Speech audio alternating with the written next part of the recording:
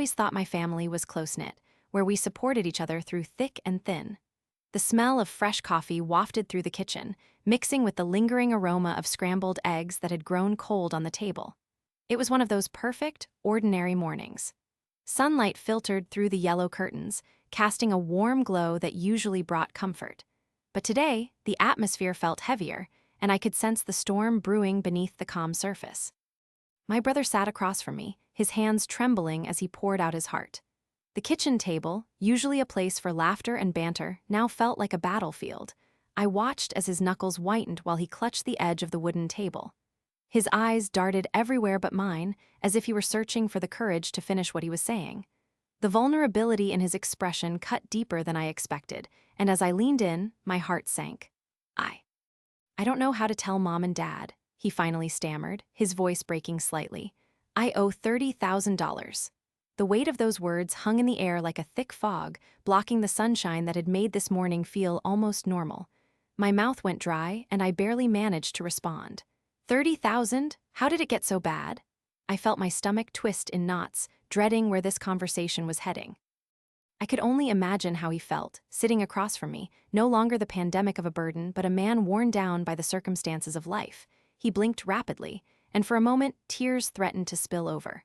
I tried. I thought I could manage it with a couple of side jobs, he explained, his voice rising just slightly, tinged with frustration. But the bills just kept piling up. My car broke down, and then the hospital bills from that accident. It just spiraled out of control. I could see the shadows of sleepless nights etched into his features. I thought it was all temporary, you know? I thought I could fix things before anyone noticed, he continued, shaking his head as if to dispel the memories. But then where came the collection calls. It feels like I'm drowning. Why didn't you tell me sooner? I asked, feeling that familiar mix of anger and helplessness begin to bubble within me. I mean, I could have helped. I would have. Somewhere inside me was a yearning to fix things, to make the unfairness go away. His eyes finally met mine, and I could see the guilt lurking within their depths. I didn't want to burden you.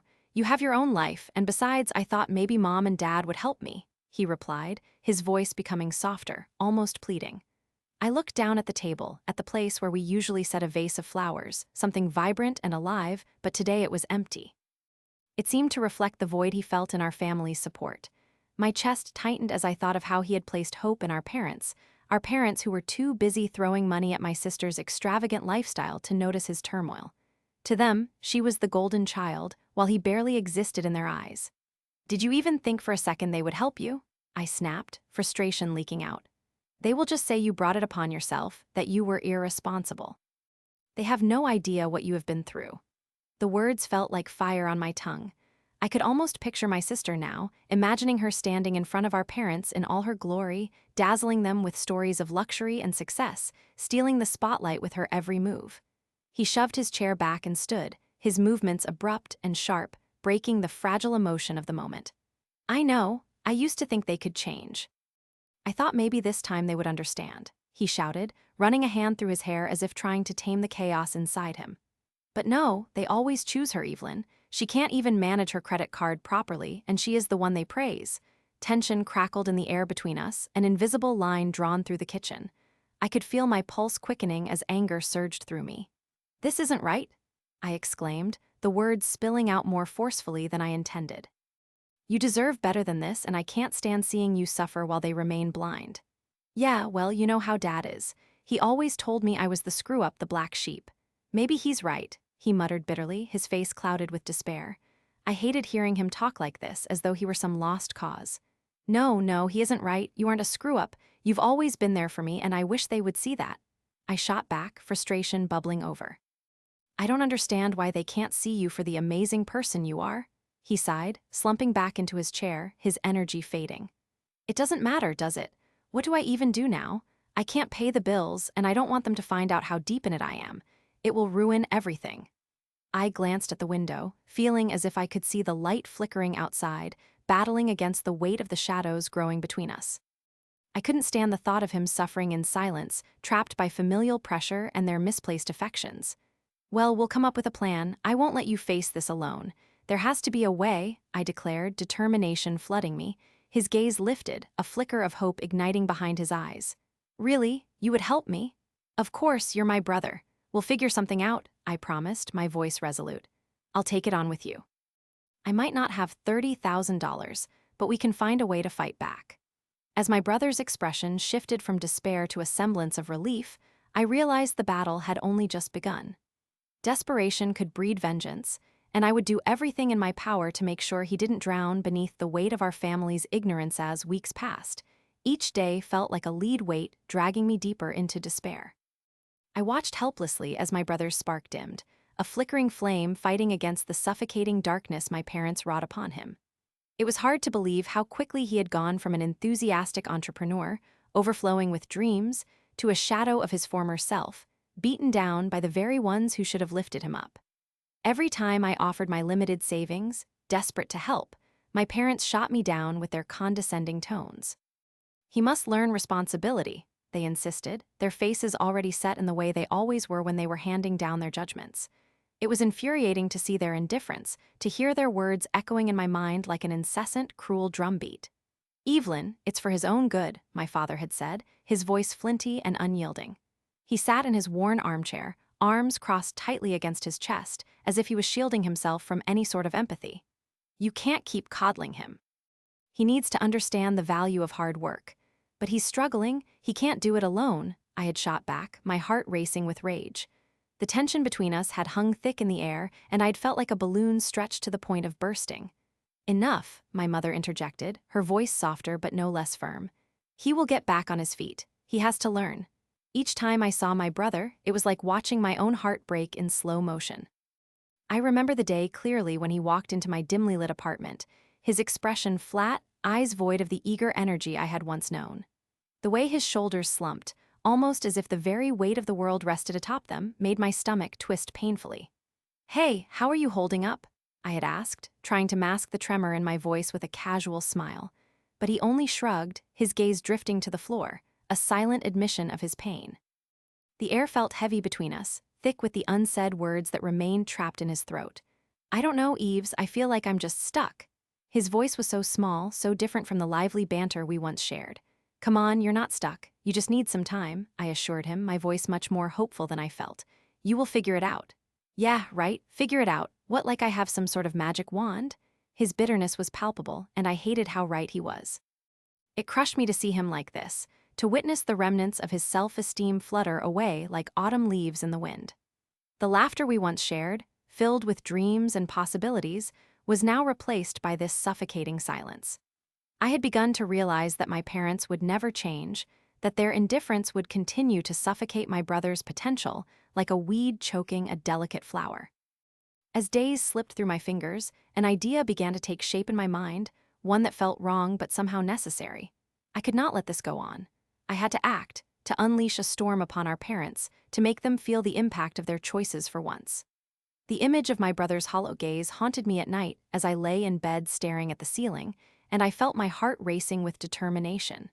In my mind, I imagined their faces upon realizing the consequences of their neglect. I could envision them wide-eyed, their brows sewn together in sudden confusion, struggling to grasp the very real ramifications of their actions. I needed a plan that would strike where it hurt the most, right in their comfortable bubble of indifference. I started small. I began to gather tidbits of information, piecing together the cracks in their fortress of ignorance. I knew my father had a small business on the side, his pride and joy that he bragged about every holiday gathering. My mother, too, was deeply involved in the community, volunteering her time and crafting an image of an angelic matriarch who always knew best. But beneath the surface, I knew things weren't as perfect as they seemed. Have you heard about that new development proposal? I asked my friend Samantha one day at lunch, casual-like. Yeah, isn't it supposed to go right next to your parents' place? Awkward, huh? She grinned, obviously enjoying the juicy tidbit. Kind of, I said, uncertain whether to reveal the malice brewing within. I mean, it could really shake things up for them. What do you mean? I hesitated, my heart racing. Just that, you know how they are. They wouldn't take that too kindly. It'll change their whole neighborhood. Samantha raised an eyebrow. So you think it'll make them uncomfortable? That isn't really a bad thing, is it? Not for me, I said, my mind already racing through the possibilities. That day, I began looking into the proposed development. I made discreet calls, planting seeds that would sprout into something far more significant.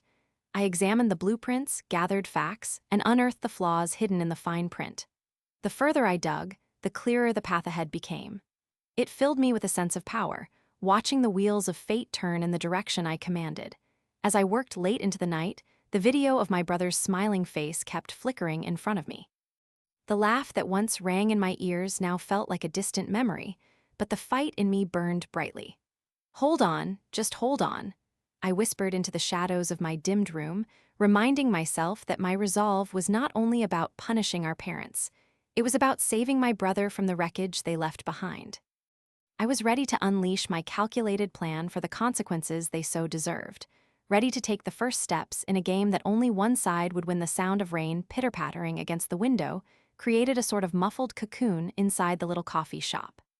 It was a familiar place, where the fragrant aroma of freshly brewed coffee used to lift spirits and fuel dreams. Today, however, it was just another gray backdrop to a painfully gray reality. I spotted him through the window before entering, slumped over his table, a mere shadow of the ambitious man he used to be. His head rested in his hands, and the empty cup sat like a grave marker in front of him, marking the death of hope. The rain continued to fall, a steady rhythm that somehow matched the pounding in my chest. As I stepped inside, the warmth didn't reach my heart.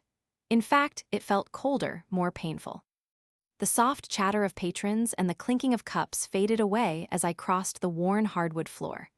My heart raced, torn between the urge to reach out and the anger boiling within me. This was not my brother, the bright-eyed entrepreneur who had dreams bigger than the sky. No, this was a man crushed under the weight of expectations and family pressures. Kneeling down beside him, I whispered, "Hey, what's going on?" He looked up, his eyes shimmering with unshed tears that glistened like raindrops caught in a spider's web. "Nothing," he croaked, but his voice cracked like fragile glass. I placed a hand on his shoulder, feeling the tremors ripple through him. The warmth of my touch seemed to momentarily thaw the ice encasing his heart. "You can't tell me nothing is wrong when you look like this," I said gently, my voice steady but laced with urgency. "Please, what happened?" He let out a shaky breath and turned his gaze away, focusing on the droplets racing down the window. "Just, my ideas aren't going anywhere. I'm just stuck, you know? I feel like I'm dragging you and everyone else down with me. It's like I am just a burden." My stomach twisted at his words. I wanted to scream that he was not a burden. "You're not a burden. Everyone has tough times." I blurted out before I caught myself, realizing my words did little to ease the storm in his mind. "I mean, look, I know Mom and Dad don't seem to get it. They are so focused on their expectations that they don't see what you're going through." The frustration boiled back up to the surface, but I pushed it down. He shook his head, that familiar expression of defeat clouding his features. "It's like I am invisible. Nobody cares enough to see me. I keep trying to get their attention, but they don't see me. They only care about their own success." His voice cracked, and the pain behind his words was palpable. My heart ached, a deep, echoing thud that seemed to resonate throughout the entirety of my being. I wanted to scream at my parents for being blind and selfish, for failing to understand the brilliance and the creativity pulsing behind my brother's eyes. Instead, I just sat there, listening to the rain tap against the roof like a question, wondering what it would take for someone to truly see him. "Listen," I said, my voice earnest and low. "You are so much more than what they think you are. You have ideas that could change the world. You need time to figure things out." He let out a choked laugh that held no humor. Time doesn't help when you are stuck in a loop. Every day feels the same. Wake up, wallow, and repeat." I wish Mom and Dad could see me, see what I want to do instead of just what they want me to do. I searched for the right words, feeling as though I stood on the edge of a great abyss. "Maybe they will, but what if you show them who you really are? What if you do something bold, something that makes them see you, makes them understand how much you are hurting?" This sparked something in his eyes, a glint that ignited a flicker of hope. "What do you mean?" he asked, his brows knitting together in a mix of curiosity and skepticism. "I mean, we need to do something they cannot ignore. Something that will make them see the person you are, the creative, passionate man beneath the burden. We can engineer a situation that forces them to take notice." I leaned in closer, feeling the surge of excitement alongside the despair. "What if we staged an intervention? I know it sounds drastic, but we can create a scene that pulls them in. Something that shows how much you need them, how much you need help." He blinked, his expression shifting from uncertainty to contemplation. "An intervention? You mean like invite them and give them an ultimatum?" "No, not like that. I said quickly, shaking my head. More like, let's craft a scenario where you reveal your ideas in a way that makes their jaws drop, where they can't ignore how talented and capable you really are. He leaned back, the tension slowly seeping away. You're serious? I nodded, heart racing with the thrilling sense of purpose that started to overwhelm the sorrow. Yes, this could open their eyes. It's not fair that they just brush your potential aside. Once they see what you create, they can't ignore you.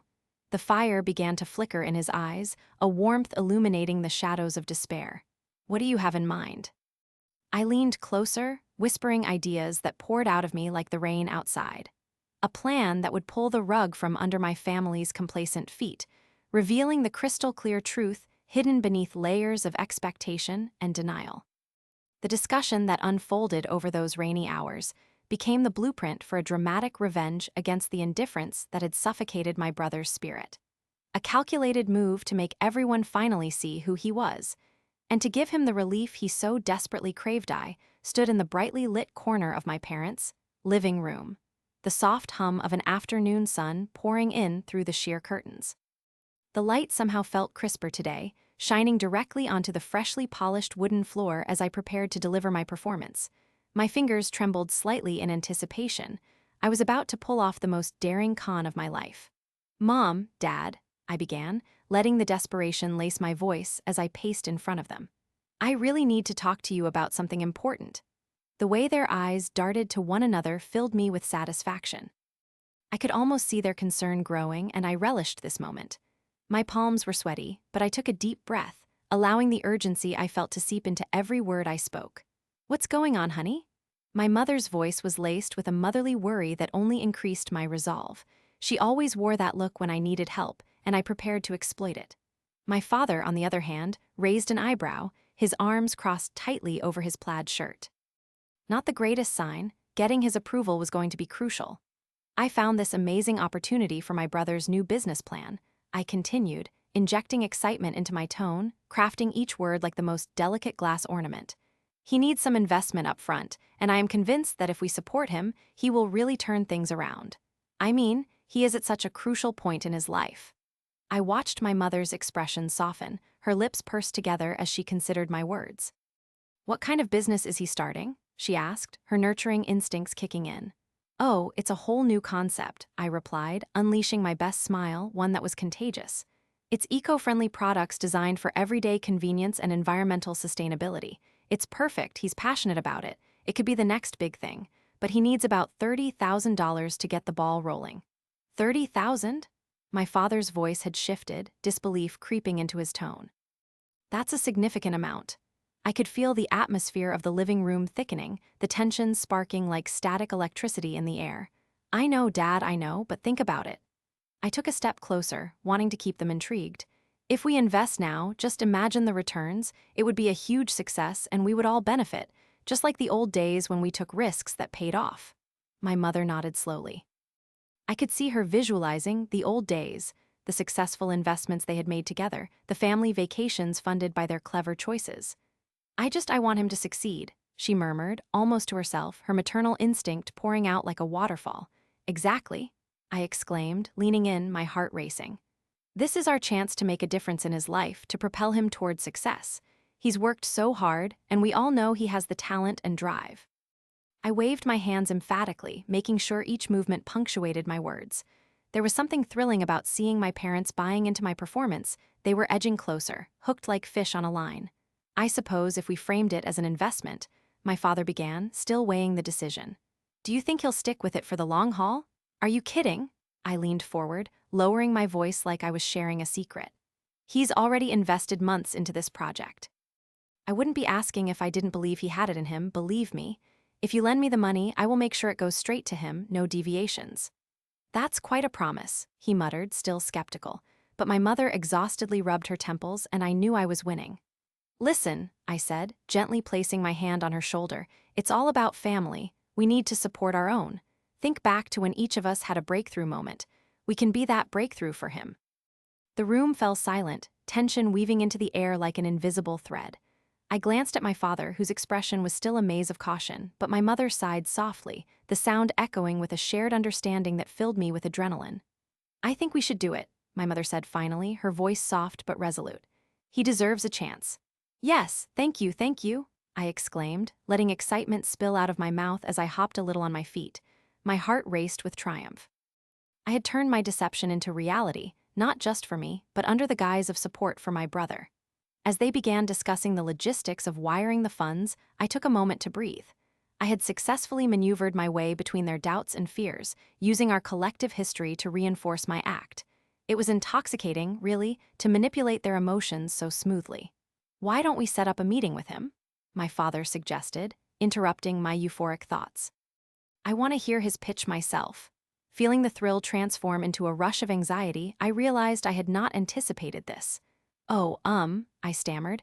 I think he is really busy right now putting the final touches on the presentation, but I could get him here later this week. Let's aim for Thursday, then, my mother replied, a determined glint in her eye. Absolutely, I'll make it work, I resigned, though the insides of my stomach twisted. I was losing control, something I felt uncharacteristically unwelcome. But even as my heart raced with mingled excitement and dread, a part of me remained steely. I would just have to think quickly. As I excused myself, the weight of the $30,000 felt like freedom instead of a burden. I could practically feel the tight ropes of my well-constructed web tightening, knowing that I had secured my brother's future and navigated my parents to unwittingly support my cause. Each step toward freedom felt monumental, and I savored the taste of power it left on my tongue. The game was unfolding perfectly, and for the first time, I was the master, no longer a pawn in anyone else's world. The sun streamed through the kitchen window, illuminating the air with a golden hue as my brother stared in disbelief at his phone. It was as if time had momentarily paused. The rhythmic ticking of the clock faded into silence as he scrolled through the banking app, his jaw slowly dropping. I leaned against the kitchen counter, barely able to contain the exhilaration bubbling up inside me. What is it? I asked, deliberately feigning ignorance, an innocent smile plastered on my face. He did not respond immediately, his fingers frozen on the screen. Evelyn, you have to see this, he finally breathed out, his voice trembling slightly as he turned the phone toward me. The notification seemed to glow at us like a beacon of hope.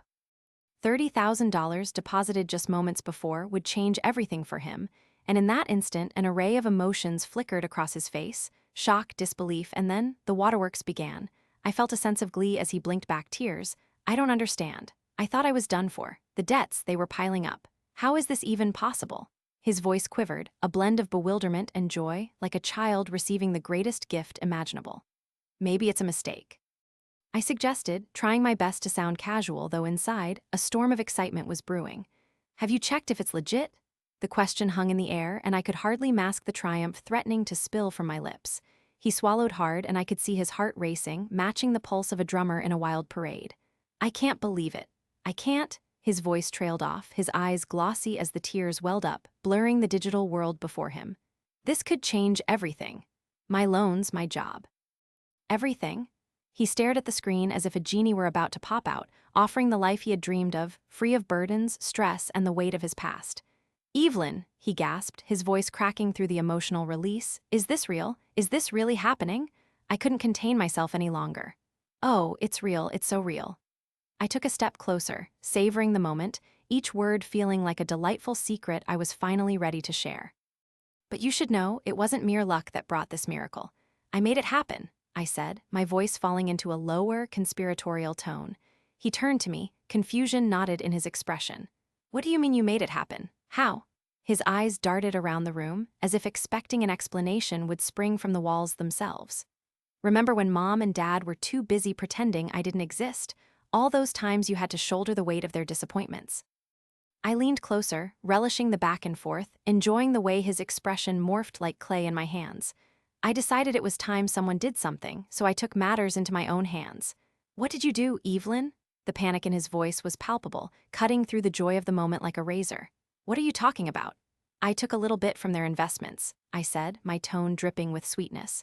They would never know. I mean, it is a fortune to them. They don't even notice when they lose some change. But you were drowning, and I could not watch it happen anymore. Did you actually steal from them? His face paled, the joy fading into a mixture of disbelief and alarm. What if they find out? What if I? Relax, I said, waving my hand dismissively. even though a wicked thrill coursed through my veins at the thought of the chaos about to unfold. They are too wrapped up in their own lives to care about what happens to you or me. They always have been. They see you as a burden, not a son. This is your chance to break free from their grasp. Embrace it. Before I could finish my sentence, the front door flew open, cutting through our moment. My parents stormed in, their energy heavy with the impatience I'd come to expect. The storm clouds gathered as they exchanged glances, sensing something was off. "What's going on here?" Mom asked, her brow furrowing. I could barely keep the smugness off my face as my brother stumbled over his words, fumbling for an explanation. I just got this message. There's money, $30,000 in my account." There was a brief silence, but before he could finish, my father exploded. $30,000? Where did that come from? What in the world? His face twisted into a mask of anger mixed with fear, his eyes narrowing at me as if I had just set fire to the curtains. "Maybe you should take a moment and think about who really deserves what in this family," I said, a knowing smirk creeping on my lips. Mom snapped back. "What did you do, Evelyn? This isn't a joke. You can't mess with financial matters." But the past was a vicious specter in the room now, hovering dangerously, threatening to consume whatever fragile grasp on family unity existed. "Oh, but I did, didn't I? I did what was needed. Just because you never bothered to see him for who he is doesn't mean I would allow it to stand." "You undermined us," Dad shouted, incredulous. "You're being selfish." I laughed, the sound echoing harshly against the walls. "Selfish? Is that what you think? Just look at your son's face. He has finally been freed from the chains you put on him." "Chains?" he growled, furiously wiping a hand down his face, disbelief clouding his judgment. "I can't believe this," my brother whispered, a mix of emotions swirling within him. "Evelyn," he looked desperately from me to our parents, "I don't want to cause any trouble. I want you to have the life you deserve," I said softly, moving beside him. "I have finally opened their eyes to the truth. They can no longer ignore you. They brought this on themselves." The tension radiated in the room, palpable and heavy, yet a sense of liberation began to crack through the surface. My parents stood stricken, faces flushed, eyes wide with the comprehension of their favoritism laid bare before them. All along, their storm had been brewing, but now it had turned against them. "Mom, Dad, I hope you realize that I've finally corrected the imbalance that has weighed on our family for years. You can try to fight against it, but this time, your favor has backfired." Their fuming faces slowly morphed from anger to shock, and I relished this moment, knowing I had reshaped the dynamics of our family in a single, daring strike. At that moment, the storm was not only brewing. It was an eruption waiting to happen. With my brother's financial burden alleviated, I noticed him transforming in front of my eyes. I still remember the first time I found him sitting in his room, his gaze focused on the half-finished sketches scattered across his desk.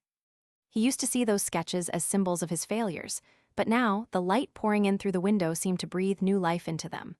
One afternoon, I cautiously stepped into his space, careful not to disturb the creative energy that surrounded him. "You're really getting into this, aren't you?" I remarked, trying to gauge his mood. He glanced up, the corners of his mouth creeping into a smile that felt foreign but beautiful. "Yeah, it feels different now. Like I can actually finish something." His voice was steady, no longer marred by the weight of his past.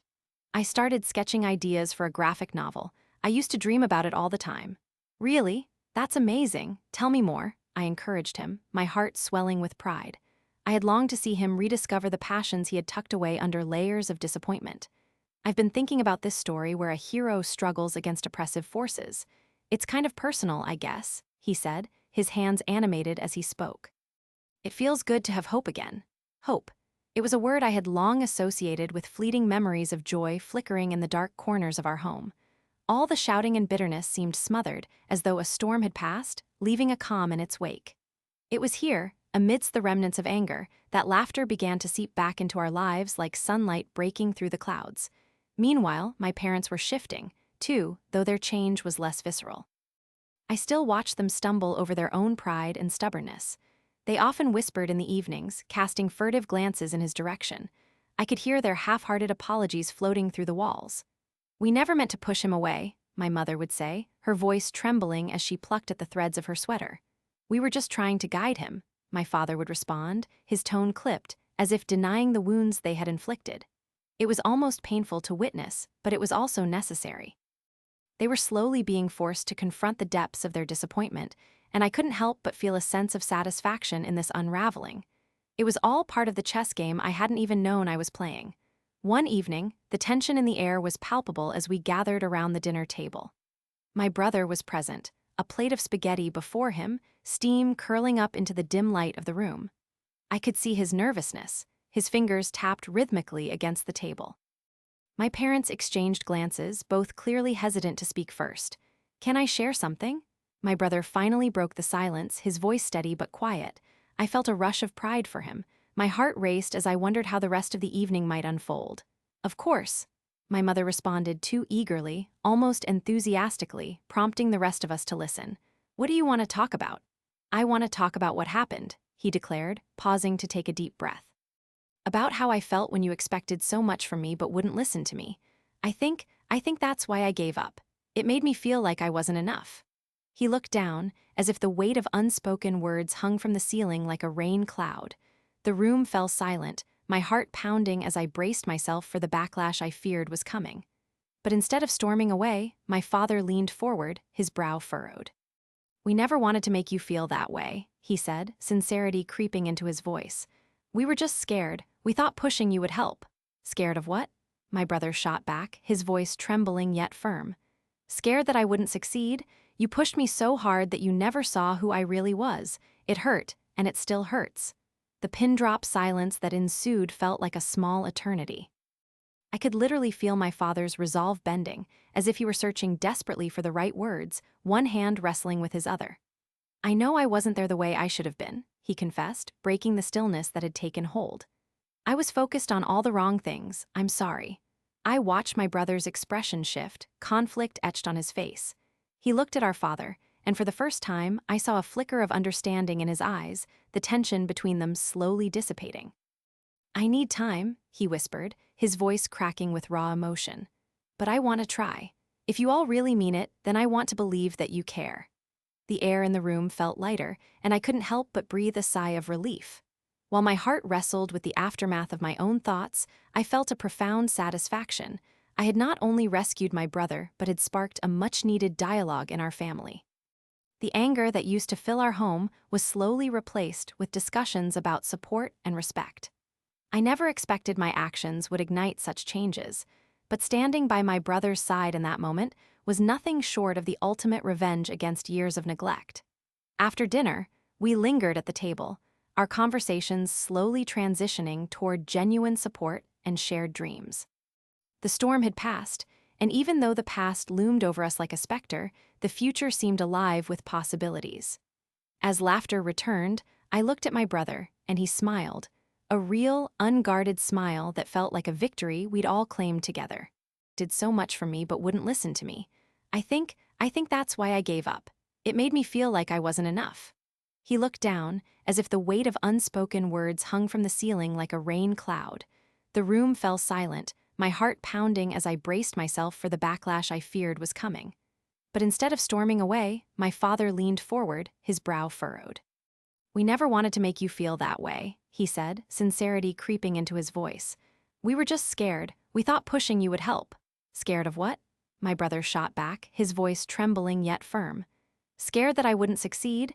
You pushed me so hard that you never saw who I really was. It hurt, and it still hurts." The pin-drop silence that ensued felt like a small eternity. I could literally feel my father's resolve bending, as if he were searching desperately for the right words, one hand wrestling with his other. "I know I wasn't there the way I should have been," he confessed, breaking the stillness that had taken hold. "I was focused on all the wrong things. I'm sorry." I watched my brother's expression shift, conflict etched on his face. He looked at our father, and for the first time, I saw a flicker of understanding in his eyes, the tension between them slowly dissipating. "I need time," he whispered, his voice cracking with raw emotion. "But I want to try. If you all really mean it, then I want to believe that you care." The air in the room felt lighter, and I couldn't help but breathe a sigh of relief. While my heart wrestled with the aftermath of my own thoughts, I felt a profound satisfaction. I had not only rescued my brother, but had sparked a much-needed dialogue in our family. The anger that used to fill our home was slowly replaced with discussions about support and respect. I never expected my actions would ignite such changes, but standing by my brother's side in that moment was nothing short of the ultimate revenge against years of neglect. After dinner, We lingered at the table, our conversations slowly transitioning toward genuine support and shared dreams. The storm had passed, and even though the past loomed over us like a specter, the future seemed alive with possibilities. As laughter returned, I looked at my brother, and he smiled, a real, unguarded smile that felt like a victory we'd all claimed together.